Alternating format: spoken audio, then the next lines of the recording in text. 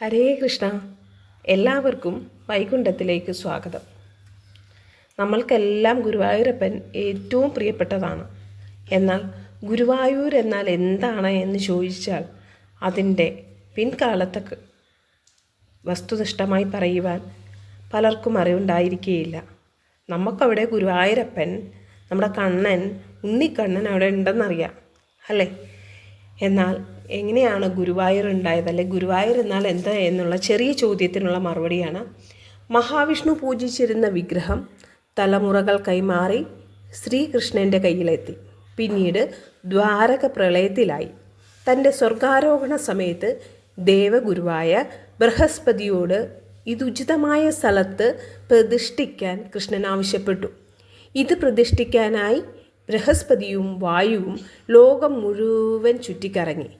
അങ്ങനെ ആ യാത്രക്കിടയിൽ അവർ ശിവൻ തപസ്സു ചെയ്തിരുന്ന രുദ്രതീർത്ഥ കരയിലെത്തുകയും ഇവിടെ പ്രതിഷ്ഠ നടത്തുവാൻ ആവശ്യപ്പെടുകയും ചെയ്തു. ദേവഗുരുവും വായുദേവനും ചേർന്ന് പ്രതിഷ്ഠ നടത്തിയതിനാലാണ് ഇവിടം ഗുരുവായൂർ എന്നറിയപ്പെടുന്നത്. വിശ്വകർമാവാണ് ക്ഷേത്രം നിർമ്മിച്ചത്. ഭൂലോക വൈകുണ്ഠം എന്നും ഇവിടെ അറിയപ്പെടുന്നു. ഇത് ചെറിയ ഒരു അറിയിപ്പ് മാത്രമാണ്. ഇങ്ങനെയല്ല, ഇതിനപ്പുറമുണ്ട്. ഇതിനെക്കുറിച്ച് വളരെ ഉള്ളിലേക്ക് ആഴ്ന്നിറങ്ങി ഒരുപാട് പറയാനുണ്ട്. പക്ഷെ ഒരു ഷോർട്ട് വീഡിയോയിൽ നിങ്ങൾക്ക് പറഞ്ഞു തരാൻ വേണ്ടി മാത്രം പറഞ്ഞതാണ്. അപ്പം മഹാവിഷ്ണു പൂജിച്ചിരുന്ന വിഗ്രഹമാണ് തലമുറകളായി കൈമാറി വന്ന ഇതാണ് ശ്രീകൃഷ്ണൻ്റെ കയ്യിലെത്തി. പിന്നീട് അത് ദ്വാരക പ്രളയത്തിലായി. തൻ്റെ സ്വർഗാരോഹണ സമയം അടുത്തപ്പോൾ അദ്ദേഹം അതെന്ത് ചെയ്തു? ദേവഗുരുവായ ബൃഹസ്പതിയോട് ഇത് ഉചിതമായ സ്ഥലത്ത് പ്രതിഷ്ഠിക്കാൻ ആവശ്യപ്പെട്ടു. ആരാവശ്യപ്പെട്ടു? കൃഷ്ണൻ ആവശ്യപ്പെട്ടു. ഇത് പ്രതിഷ്ഠിക്കാനായി ബൃഹസ്പതിയും വായുവും ലോകം മുഴുവൻ ചുറ്റിക്കറങ്ങി. അങ്ങനെ ആ യാത്രക്കിടെ അവരാരെ കണ്ടെത്തി? ശിവനെ.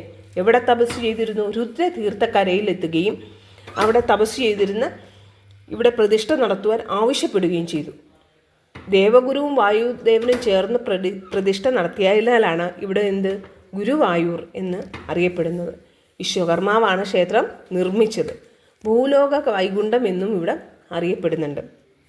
നമ്മുടെ എല്ലാം ഭൂലോക വൈകുണ്ഠം, നമ്മുടെ സർവനാഥൻ, നമ്മുടെ പ്രിയപ്പെട്ടവൻ, നമ്മളുടെ ആരൊക്കെയോ ആണല്ലേ. എനിക്ക് കൃഷ്ണനോടുള്ള ഭക്തി പ്രണയമാണെങ്കിൽ മറ്റൊരാൾക്ക് മകനോട് തോന്നുന്ന വികാരമായിരിക്കാം. മറ്റൊരാൾക്ക് എന്തൊക്കെയാണ് പല രീതിയിലാണ് ഭഗവാൻ പലർക്കും അല്ലേ. ഗുരുവായൂരപ്പൻ എന്ന് മനസ്സിൽ തോന്നുമ്പോൾ ഓരോരുത്തർക്കും വ്യത്യസ്ത രൂപത്തിലാണ്. ചിലർക്ക് കാമുകരാണ്, ചിലർക്കോ ഉണ്ണിക്കണ്ണനാണ്, ചിലർക്കോ വൈകുണ്ഠനാഥനാണ്, ചിലർക്കോ അച്ഛൻ്റെ സ്ഥാനമാണ്, ജ്യേഷ്ഠൻ്റെ സ്ഥാനമാണ്, കളിത്തോഴനാണ്, കുട്ടികൾക്ക് തന്നിലൊരാളാണ്. അങ്ങനെ കൃഷ്ണൻ പല പല രൂപത്തിലാണ് പലരുടെയും മനസ്സിൽ ഇരിക്കുന്നത്. നമ്മളൊക്കെ കാണുന്ന പല പല രൂപത്തിലാണ്. ഓരോരുത്തരുടെ മനസ്സിലും വ്യത്യസ്ത രൂപത്തിൽ ഇതുപോലെ മറ്റൊരു ഭഗവാനും ഇല്ലെന്ന് പറയാം. ഇപ്പോൾ ശിവഭഗവാനെക്കുറിച്ച് നമ്മൾ പറയുകയാണെങ്കിൽ ശിവൻ എന്ന് പറഞ്ഞാൽ നമുക്ക് ഒറ്റ രൂപത്തിലെ ഭഗവാനെ ഒറ്റ രീതിയിലേ നമുക്ക് ഉൾക്കൊള്ളാൻ പറ്റുള്ളൂ. പാർവതീ സമേതനായ ശിവഭഗവാനെയോ അല്ലെങ്കിൽ ഭഗവാനായിട്ട് നമ്മൾ മനസ്സിൽ ഉൾക്കൊള്ളും. പക്ഷേ കൃഷ്ണൻ എന്ന് പറയുമ്പോൾ അതൊരു മായ ആണ്, ഒരു അത്ഭുതമാണ്, എല്ലാമാണ്, പരമമാണ്. നമ്മൾ ഈ ശ്വസിക്കുന്ന ഇപ്പോൾ നമ്മൾ പറയുന്ന ഈ സംസാരം, ഈ ശ്വാസം എല്ലാം ആ തൃപ്പാദത്തിൽ നിന്ന് ഇങ്ങനെ നമുക്ക് വേണ്ടി തരുന്ന ദാനമായിയാണ് ഞാൻ കരുതുന്നത്. ഈ ജന്മത്തിൽ ഭഗവാനെക്കുറിച്ച് 4 അക്ഷരം 4 വാക്ക് പറയാൻ കഴിയുന്ന നമ്മളാണ് ഈ ലോകത്തിലെ ഏറ്റവും ഭാഗ്യമുള്ളവർ. ഭഗവാനെക്കുറിച്ച് പറയാൻ അല്ലെങ്കിൽ എന്തിനാണ് നമുക്ക് ഈ നാവ്? എന്തിനാണ് അത് കേൾക്കാൻ? അല്ലെങ്കിൽ എന്തിനീ ചെവികൾ? എന്തിനീ കണ്ണുകൾ? ഭഗവാനെക്കുറിച്ച് കണ്ടും കേട്ടും പറഞ്ഞും ജീവിതം തീർക്കാനാണ് ഈ ജന്മം നമുക്ക് തന്നിരിക്കുന്നത്. എന്നാലേ ദുരിതമില്ലാതെ നമുക്കൊരു മരണമെങ്കിലും ലഭിക്കുകയുള്ളൂ.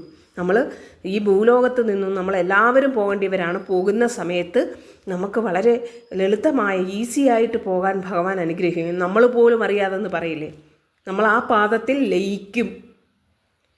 ആ ബ്രഹ്മാണ്ഡനാഥൻ്റെ പാദങ്ങളിൽ നമ്മൾ ലയിക്കും. നമ്മൾ ഓരോരുത്തരും, ഇത് കേൾക്കുന്നവരും ഇതിൽ ശ്രദ്ധിക്കുന്നവരും, ഭഗവാന്റെ നാമങ്ങൾ പറയുന്നവരും, ഭഗവാന്റെ നാമങ്ങൾ കേൾക്കുന്നവരും, നിങ്ങൾ ചൊല്ലിയില്ലെങ്കിൽ നിങ്ങൾ കേട്ടാൽ പോലും നിങ്ങൾക്ക് ആ പുണ്യമാണ്.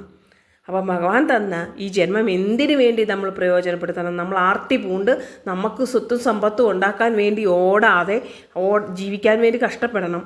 പക്ഷേ അതിൽ എപ്പോഴും എവിടെയെങ്കിലുമൊക്കെ ഭഗവാന് വേണ്ടി സമയം മാറ്റിവെക്കുകയും ഭഗവത് കാര്യങ്ങൾ പറയുകയും കേൾക്കുകയും സത്സംഗങ്ങളിൽ ഏർപ്പെടുകയും ഒക്കെ ചെയ്താൽ നമ്മുടെ തലമുറ പാപരഹിതമാകും. നമ്മൾ ഇന്ന് അനുഭവിക്കുന്നത് ചിലപ്പോൾ നമ്മുടെ മുജ്ജന്മ പാപങ്ങളായിരിക്കും. നമ്മുടെ മക്കൾക്ക്, നമ്മുടെ തലമുറയ്ക്ക്, വരും തലമുറയ്ക്ക് പാപമില്ലാത്തൊരു തലമുറ നമ്മുടെ കുഞ്ഞുങ്ങളൊന്നും മുജ്ജന്മ പാപങ്ങൾ അനുഭവിക്കാതെ, അല്ലെങ്കിൽ നമ്മൾ ചെയ്തിട്ടുള്ളത് കൊണ്ട് നമ്മൾ ദൈവത്തെ വിളിച്ചു കഴിഞ്ഞാൽ ഉറപ്പായും നിങ്ങൾ ഉറപ്പിച്ചോ, നിങ്ങളുടെ മക്കൾ അതിൻ്റെ പുണ്യം അനുഭവിച്ചിരിക്കും. നിങ്ങളൊരു ദൈവനാമം ചൊല്ലുന്നവൻ്റെ മക്കൾ, അല്ല ദൈവത്തെക്കുറിച്ച് നാലക്ഷരം പറയുന്നതിൻ്റെ തലമുറ ഒരിക്കലും നശിച്ചു പോകുവാൻ ആ ദൈവം